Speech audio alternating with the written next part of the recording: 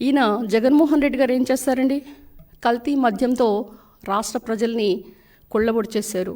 30 లక్షల మంది ఆసుపత్రి పాలవటం, 30,000 మంది చనిపోవటం, అంతేకాకుండా 1,00,000 కోట్ల పైన కూడా మద్యం స్కామ్ బయటకు తీస్తుంటే దానికి ఉలిక్కిపడి మత కుల ప్రాంత విద్వేషాలని రెచ్చగొట్టి మరి ఏ విధంగా ఆయన అమరావతి క్యాపిటల్ వైభవాన్ని మరి పునఃప్రారంభమైతే దాన్ని ఏ విధంగా ఆయన రెచ్చగొట్టి రివర్స్ ఆర్టికల్స్ రాస్తున్నారో మీరు గమనించాలి.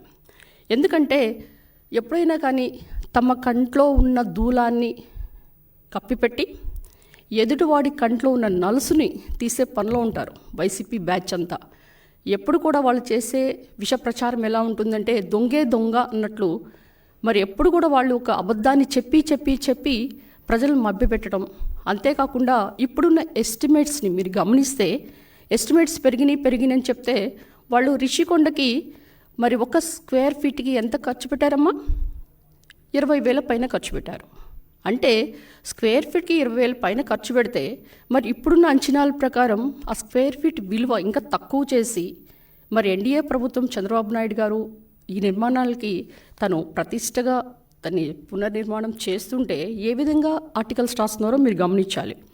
ఒకే రాజధాని ఉంటుంది, ఇక్కడ వికేంద్రీకరణ ఉండదు, అంతేకాకుండా రాజధానినే కడతారు, పోలవరమే కడతారు, ఇక్కడ పనులేం కావని చెప్తుంటే దెయ్యాలు వేదాలు వాళ్ళు ఇస్తున్నట్లు ఉన్నాయి. ఎందుకంటే మీరు కనుక గమనిస్తే ఇక్కడ ఆల్మోస్ట్ మనకి రాజధాని పనులు ప్రారంభమైన దగ్గర నుంచి 7 లక్షల కోట్ల పైన మనకి ఆదాయం వచ్చింది. అది కూడా ఎవరికి ఇచ్చారు? వెనుకబడిన ప్రాంతాలైన ఉత్తరాంధ్ర, రాయలసీమకి ఇచ్చారు. మరి గత ప్రభుత్వంలో నేను కూడా అప్పుడు ఎమ్మెల్యేగా ఉన్నా. అప్పుడు కనుక మీరు గమనిస్తే మా సర్పంచులు కానీ మరి మున్సిపాలిటీస్ కానీ అందరూ కూడా గగ్గోలు పెట్టేవాళ్ళు. ఎందుకంటే అక్కడ అమౌంట్స్ పడతాయి ఖాతాలో, ఎందుకంటే 15th ఫైనాన్స్ 16th ఫైనాన్స్ నిధులన్నీ. కానీ అవి చూసేపాటికి అక్కడ డబ్బులు ఉండవు, వెంటనే తీసేస్తారు.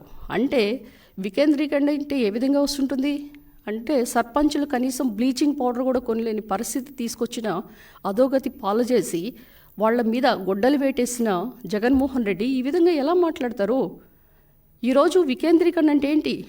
175 నియోజకవర్గాల్లో ఐటీ పార్క్స్ పెట్టడం, మరి స్థానిక సంస్థలకి మున్సిపాలిటీకి నిధులు కేటాయించడం. అంతేకాకుండా మీరు ఒకసారి గమనిస్తే నా ఎస్సీ, నా బీసీ, నా మైనారిటీ అని పాట పాడుతూనే ఉంటారు. ఎప్పుడు కూడా ఎస్సీలకి నేను మేనమామని చెప్తూ ఉంటారు.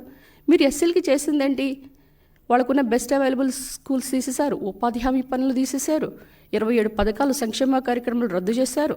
మరి ఎక్కడైతే అంటే అబ్రాడ్ చదువుకోవాలన్న స్టూడెంట్స్కి అంబేద్కర్ విదేశీ విద్యను తీసేసి జగనన్న విదేశీ విద్యను పేరు పెట్టుకున్నారు. 12,000 పైనున్న ఎస్ఎండ్ భూములు లాక్కొని గ్రావెల్ కంకరు దోచుకుంది మీరు కదా? మరి ఎస్సీలకి మేనమామకు ఉంటాం, అండగా ఉంటాం పక్కన పెట్టి ఎస్సీల మీద ఎవరైతే దాడులు చేస్తారో వాళ్ళకే మీరు అండగా ఉన్నారు.